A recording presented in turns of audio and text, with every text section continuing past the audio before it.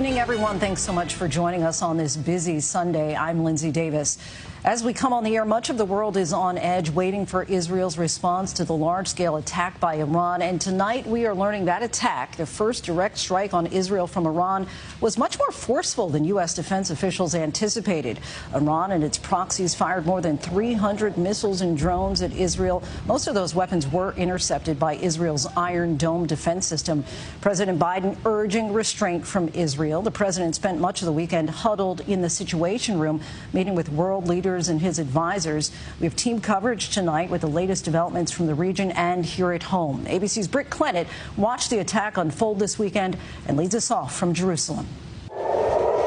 Tonight, the world waits for Israel's next move after last night's unprecedented direct attack from Iran on Israeli soil. Prime Minister Benjamin Netanyahu spending hours with his war cabinet today preparing for a response. Explosions visible over Jerusalem last night as air sirens rang all throughout the country. Those sirens going off in Jerusalem. We've just heard several interceptions. You can see missiles flying over there. There are about 4 in that direction. 3 over here. You can see that rocket flying up in the sky just over Jerusalem here now. It's just raining rockets with those sirens blaring out. You can hear the interceptions every few seconds here. More than 300 drones and missiles launched at Israel, including more than 100 medium-range ballistic missiles, 30 land attack cruise missiles, and more than 150 one-way attack drones. IDF spokesperson Peter Lerner telling me at an airbase on the outskirts of Tel Aviv that cooperation with American forces and others meant that they were able to shoot down most of the threats. And I think coming together in such a very, very strong way, under the umbrella of the United States Central Command, together with the British, together with the French, and the regional players, sent a very, very clear message to Iran that you can't get away with it.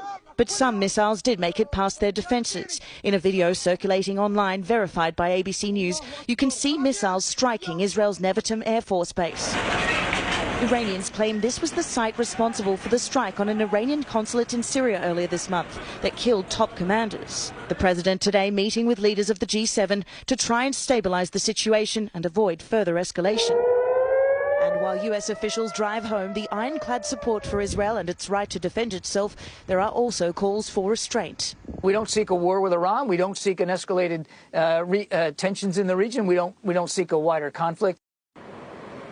Lindsay, Israel's war cabinet spent hours meeting today, but sources say no final decision has been made about a response to Iran's attack last night. And an IDF spokesperson telling me tonight the military has submitted a wide spectrum of options to the political echelon to calculate the next steps. Lindsay. Israel still weighing its response. Britt, thank you.